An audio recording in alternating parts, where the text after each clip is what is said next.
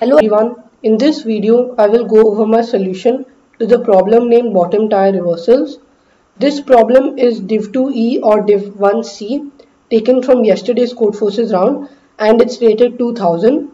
This problem is an excellent problem which teaches you the idea of an invariant, and an invariant is a powerful concept in math and computer science, and an invariant in a process is basically something which does not change as the process takes place. So this is a very powerful idea which can be combined with constructive algorithms to form a hard problem. So this problem has two steps in its solution. The first one is we need to be able to identify the invariant in the process, and the second one is we need to find a constructive algorithm to find a solution for the problem when the invariant condition is met. So there are no real prerequisites to solve this problem, and I'll be explaining what an invariant is when I explain the solution to the problem. So now I'll read the problem statement. In this problem, we are given a permutation of length n which contains where n is odd, and we need to sort the permutation in increasing order. So basically we need to make the permutation into 1, 2, 3 all the way up to n. And to do this, we can choose any prefix of the permutation with an odd length, and we can reverse that prefix. So for example, if a is a1 through an, we can choose an odd integer p between 1 and n and set a to be equal to this. And we need to sort the array a using no more than 5n by 2 reversals. And if there is no such way, we need to print -1. So notice that for the sum of n over all test cases is at most 2021. So that means that an n square solution is expected, and that's the time complexity of the solution which I'll be discussing. So first, let's try to analyze this operation which we are performing. So the operation which we are performing is taking the array A from A1 through AN and basically reversing some prefix of an odd length. So for example, let's say n is 7 and this is the array A, and let's say we reverse a prefix of length 5. So the new array will be A5, A4, A3, A2, A1, A6 and A7. And an important observation when we reverse this prefix is that the odd indices remain at odd positions and the even indices remain at even positions. So this is the key observation which we come up with. The reason for this is because notice that when we choose on an odd integer AP, then A1 and AP get swapped, A2 and AP -1 get swapped, and basically odd integers get swapped with odd integers and even integers get swapped with even integers.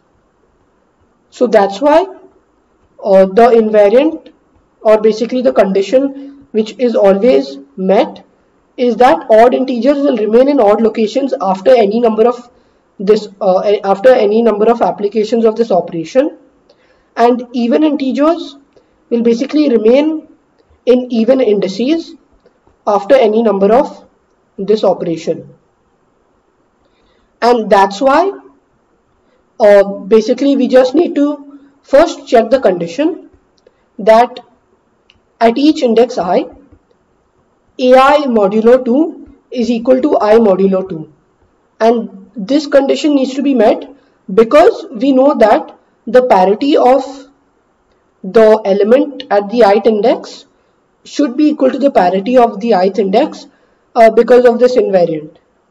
And that's the first part of the solution. So that's all that's there in the invariant.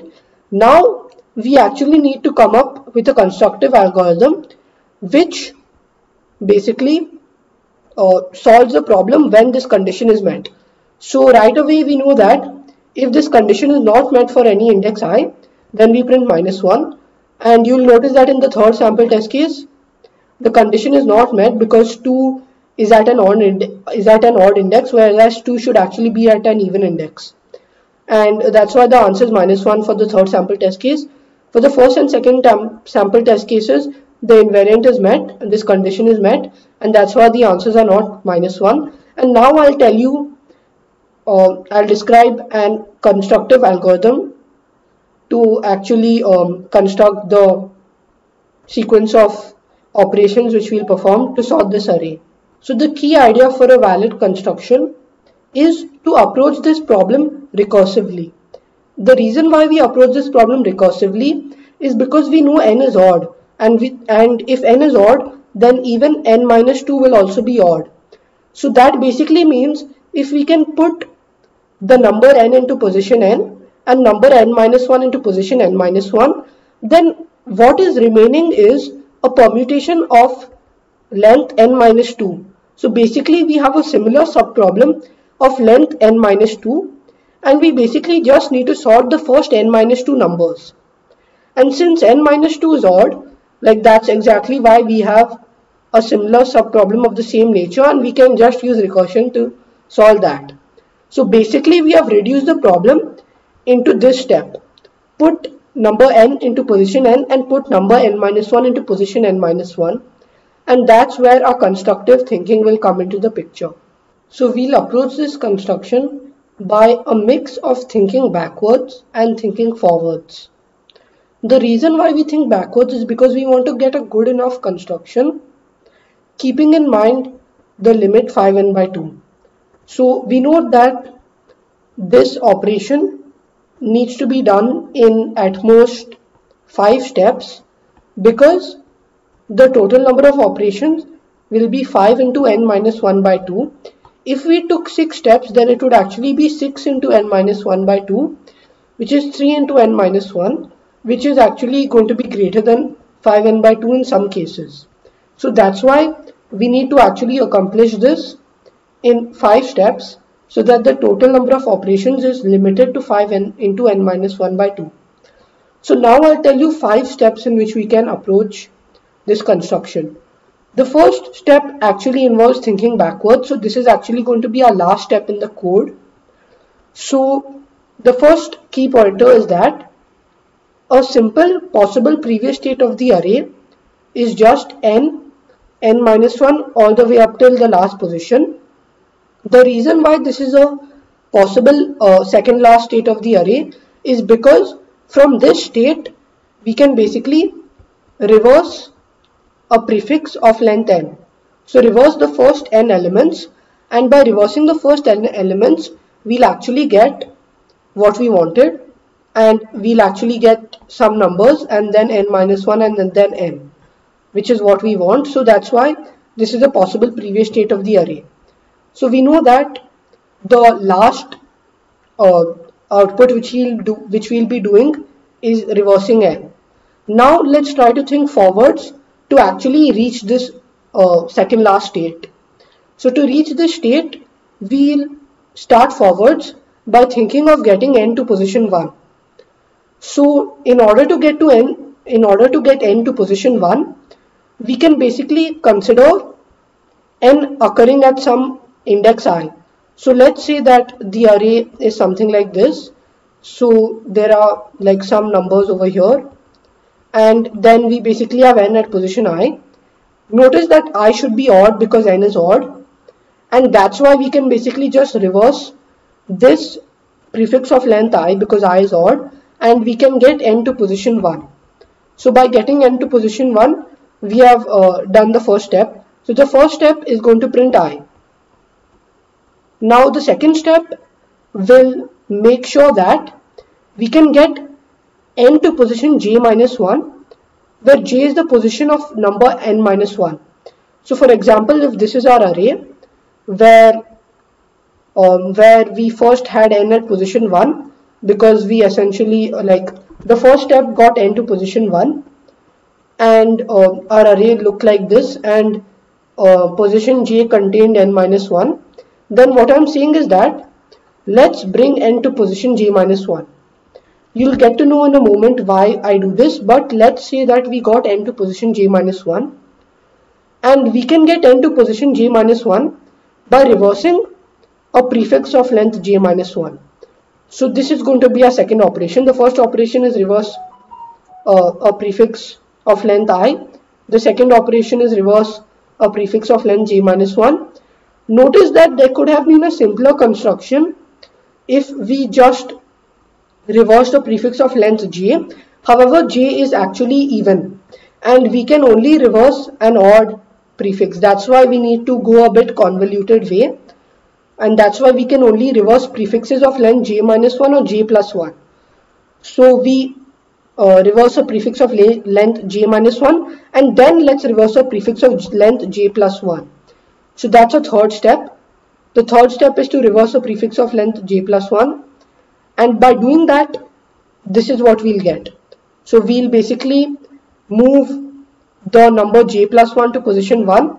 We'll move the number at index j to position 2. So basically n minus 1 goes to position 2, and we'll move j minus 1 to position 3. So n goes to position 3, and by doing a third operation. And now it should be clear that we want to get n to position 1. That's why we'll just reverse a prefix of length 3. So that's our fourth step. We reverse a prefix of length 3 to get what we wanted. And our fifth and final step is to basically reverse n. So in these 5 steps, we can basically get the array which has last 2 elements. So basically n minus 1, the index at n minus 1 has number n minus 1 and the index at number n has n. And then we can just call the recursive method on the first n minus 2 elements.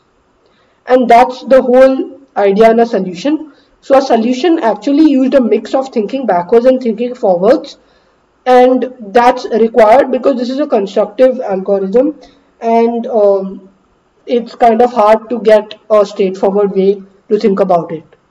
So now I'll show you my code which implements this exact same logic. So in my code, I taken the value of t, which is the number of test cases. For each test case, I taken the value of n, which is the number of elements.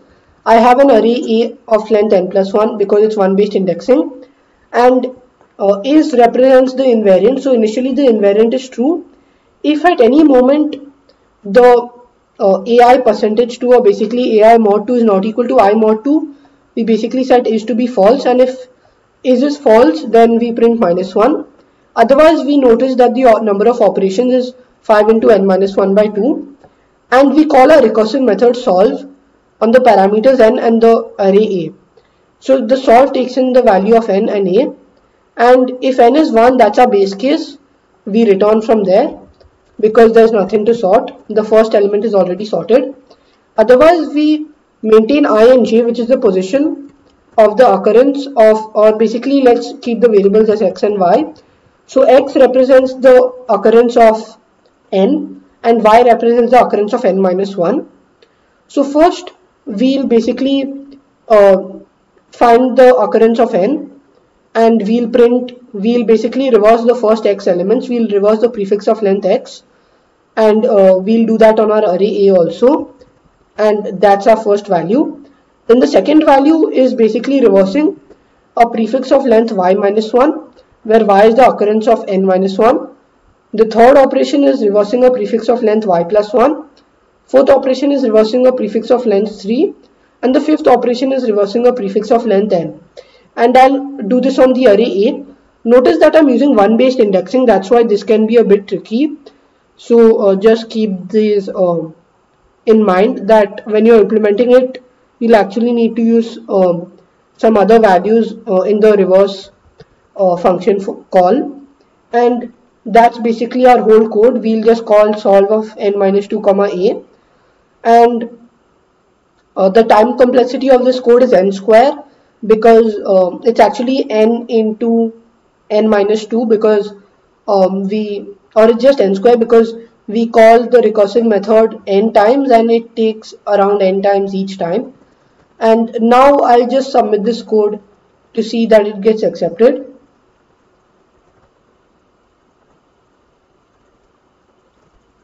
So as you could see, my code got accepted. I hope you like this problem and my solution to this problem. If you like this video, don't forget to give it a thumbs up, and do consider subscribing to my channel for more such content. Thank you.